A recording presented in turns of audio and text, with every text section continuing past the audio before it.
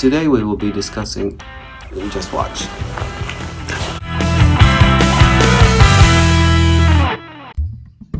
In this video, I will cover ovarian cysts. I will identify how to differentiate between simple and complex ovarian cysts.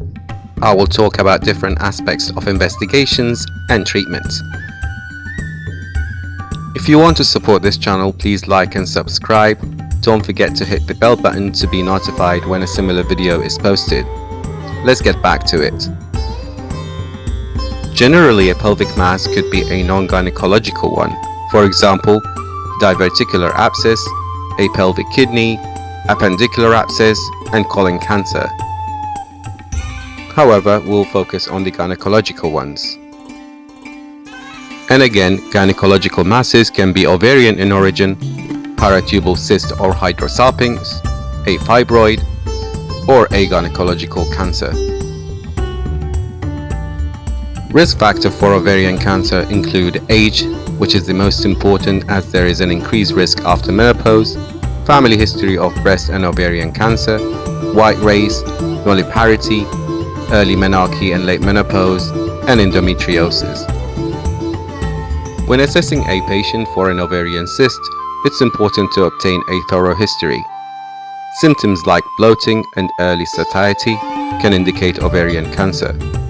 Sudden onset of severe pain can indicate ovarian torsion.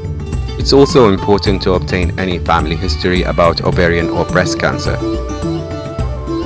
When assessing a patient for an ovarian mass, start by general examination.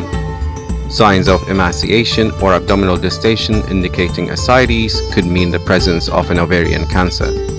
During a pelvic exam, if the mass is irregular, firm, fixed, nodular, or is present on both sides, this could indicate a malignant tumor. Ultrasound is the best modality to assess an ovarian cyst. CT scan is not recommended as an initial modality for evaluation of ovarian cysts. However, it can be ordered to assess for metastasis and detection of ascites. MRI is usually requested if the ultrasound scan is inconclusive. Ultrasound findings suggestive of malignancy include size more than 10 centimeters, papillary or solid components, irregularity, bilaterality, thick septations more than 3 millimeters, the presence of ascites, and high color Doppler flow. Although tumor markers are not diagnostic for malignancy, but it can aid in determining which patient needs referral to an oncologist.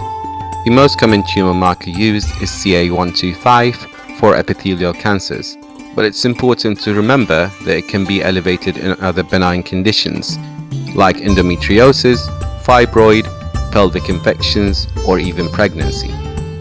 The tumor markers that can be elevated in germ cell tumors include alpha-fetoprotein, HCG, inhibin B, and LDH.